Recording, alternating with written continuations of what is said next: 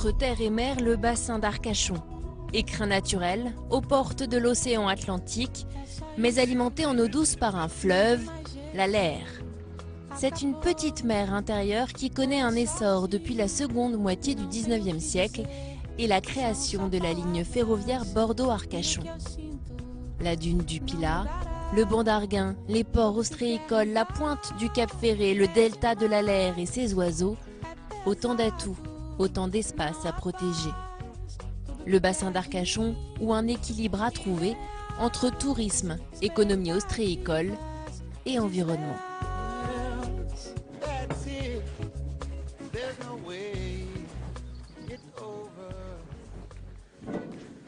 Bonjour Olivier. Bonjour. Olivier Laban, ostréiculteur depuis 25 ans, veille jalousement sur son paradis et outil de travail. Un endroit comme celui-là, en 25 ans, il ne peut qu'évoluer. On essaie de faire en sorte qu'il évolue dans le bon sens, ce qui n'est pas toujours évident. Déjà, il y a un peu moins d'ostréiculteurs, donc un peu moins de parcelles qui sont occupées, donc du coup entretenues. Et on sait le rôle important qu'ont les ostréiculteurs sur l'entretien du milieu des parcs à huîtres, quoi. Donc, c'est-à-dire que notre travail au quotidien qui consiste en gros à jardiner les fonds du bassin d'Arcachon, hein, on est les paysans de la mer, quoi, hein, permet justement d'avoir un entretien régulier au même titre que les agriculteurs dans les champs, quoi. S'il n'y avait plus d'agriculteurs en France, on aurait des friches un peu partout. Donc sur le bassin d'Arcachon, c'est la même chose. La conchiliculture comme gage de préservation du milieu naturel. Depuis des années et encore aujourd'hui, les ostréiculteurs sont les gardiens du temple, les garde-fous des fonds marins, de l'eau du bassin. Les meilleures sentinelles du milieu, en fait, ce sont les huîtres. C'est elles qui, au quotidien, captent tout ce qui se passe dans l'eau. Et au travers des résultats d'analyse, parce qu'on le sait, l'huître est un produit énormément contrôlé. Quand il y a un dysfonctionnement de milieu, ça se retrouve au travers de l'huître. Et ce qu'on pourrait appeler l'œil du mollusque révèle les différents dysfonctionnements qu'il peut y avoir dans le milieu. Donc voilà, entre l'huître qui surveille et l'ostréiculteur qui est aux aguets, c'est difficile de passer à travers. 315 entreprises produisent environ 9000 tonnes d'huîtres chaque année. L'ostréiculture fait vivre 1500 personnes. Le bassin d'Arcachon est une gigantesque pouponnière à huîtres. C'est le plus grand centre naisseur ostréicole européen. Le jeu, c'est arriver à les faire pousser.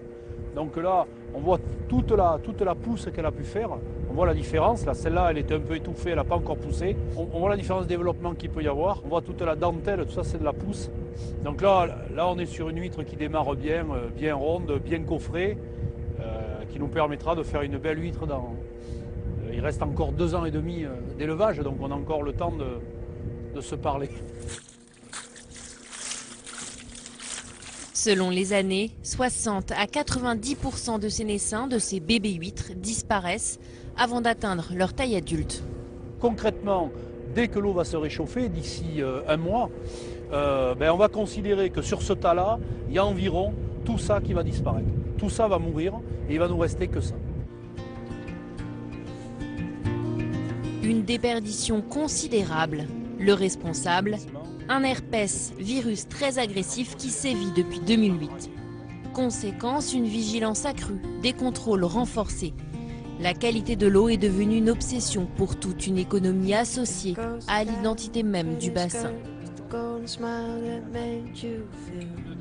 C'est une filière professionnelle qui mobilise depuis longtemps l'attention des pouvoirs publics. Derrière les ostréiculteurs, les maires des 10 communes concernées, ici la conscience écologique est présente depuis des années. Au départ, en réalité, c'est une volonté de l'État, puisque dans les années 70, l'État a créé la MIACA, Mission d'aménagement de la Côte d'Aquitaine, qui a élaboré un schéma et qui a fondé l'idée de développement de ce territoire, qui était un peu en déshérence, sur l'aménagement et les zones préservées. Et donc c'est cette stratégie-là qui a été mise en place au départ par l'État qui aujourd'hui irrigue la culture politique et surtout la population qui est extrêmement attachée à la qualité de ce milieu. Et on a effectivement la chance d'avoir un milieu qui est assez exceptionnel et où on a réussi à la fois à faire du développement et en même temps à avoir une protection qui effectivement, si on la compare au sud-est, n'a rien à voir. Protéger la qualité des eaux, premier défi écologique initié dès la fin des années 60.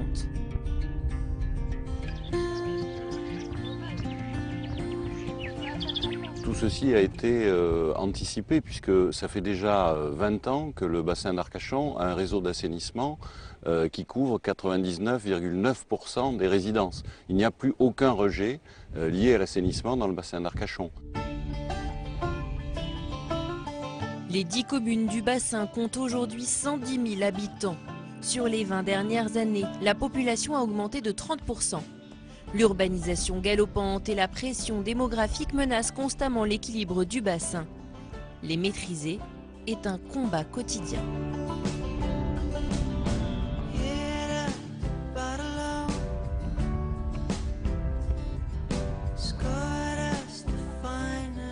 Alors le site est fragile parce que comme tout site, il est soumis à l'anthropisation, c'est-à-dire à l'activité de l'homme.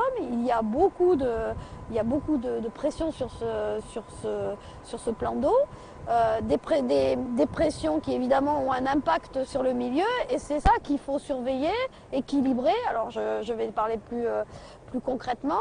Bien sûr, c'est donc un plan d'eau ouvert au tourisme, aux activités de plaisance, à toutes les activités touristiques et le tourisme est fondamental pour ce plan d'eau et la vie des hommes, mais il faut respecter un certain nombre d'équilibres. L'été, des dizaines de milliers de vacanciers viennent profiter des charmes de ce site naturel unique. Entre juin et août, la population est multipliée par 3. Sur le bassin, c'est un embouteillage de bateaux, on en recense 13 000. Des bateaux de plaisance qui perturbent le milieu naturel. L'été, c'est le moment où les larves d'huîtres cherchent un support pour se fixer et grandir. Une étape cruciale troublée par le va-et-vient des moteurs. Mais une autre menace pèse sur les fonds marins.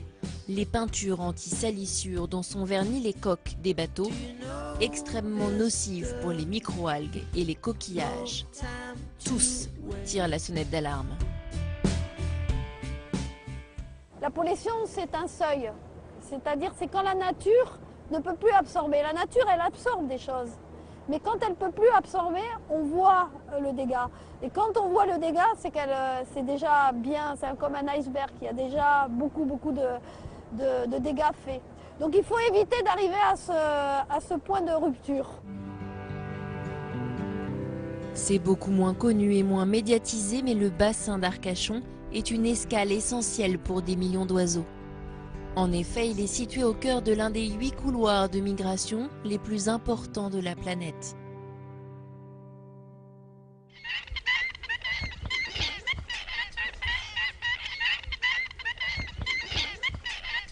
Il y a 40 ans, des associations de naturalistes créent une réserve ornithologique au fond du bassin, un espace protégé riche de ces roselières, marais, prairies et forêts.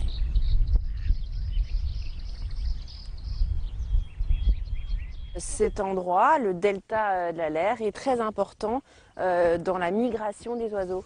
Oui, absolument. Alors, parce que on est sur, c'est en fait l'unité bassin d'Arcachon qui est sur ces zones de migration et toute l'année, on a des migrateurs ici qui partent vers le nord ou qui descendent vers le sud. Et on est à un endroit absolument stratégique pour eux parce que comme tout oiseau en migration, il a besoin de nourriture et ici, il trouve les conditions de repos et de nourriture. Combien d'espèces transitent par ici ? Alors sur cet petit espace-là, puisque nous on est gestionnaire de ce petit espace-là qui est 110 hectares, il y a exactement 318 espèces observables qui sont ici. Alors évidemment, vous ne les voyez pas en une seule fois, hein, mais 318, c'est tout au long de l'année et c'est quand même une biodiversité assez importante sur un tout petit espace.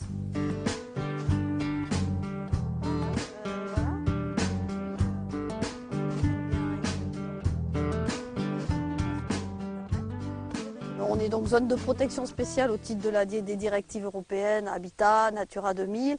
Et on est aussi zone d'importance internationale pour les oiseaux d'eau, au titre d'un certain nombre d'espèces menacées ou extrêmement menacées. Par exemple, citons la gorge bleue, ou d'autres comme la spatule ou encore la cigogne, bien plus connue. Voilà. Effectivement, on joue un rôle très important pour un certain nombre d'espèces. Une oasis, un havre de paix aménagé entre le Groenland et l'Afrique pour sternes kojek, foulx et autres volatiles. Vous avez vu qu'on est donc sur le bassin d'Arcachon, un espace malgré tout, même si on dit que c'est un espace naturel, en gros c'est aussi un espace très urbanisé où l'homme a toujours été présent. Et donc ces espaces sauvages, protégés, entre deux urbanisations ou au fond du bassin, au cœur de zones comme un delta ici, sont extrêmement importantes pour la faune, la flore et évidemment pour les oiseaux et les oiseaux d'eau, puisque on accueille ici essentiellement des oiseaux d'eau. Donc effectivement, il faut garder ces poumons verts, ces espaces-là, parce que le vrai prédateur de la nature, c'est en fait l'urbanisation.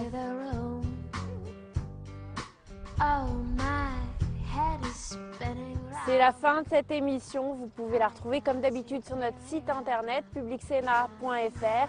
Je vous laisse avec cette citation d'Antoine Saint-Exupéry. Nous n'héritons pas de la terre de nos parents, nous l'empruntons à nos enfants. À très bientôt. Ciao.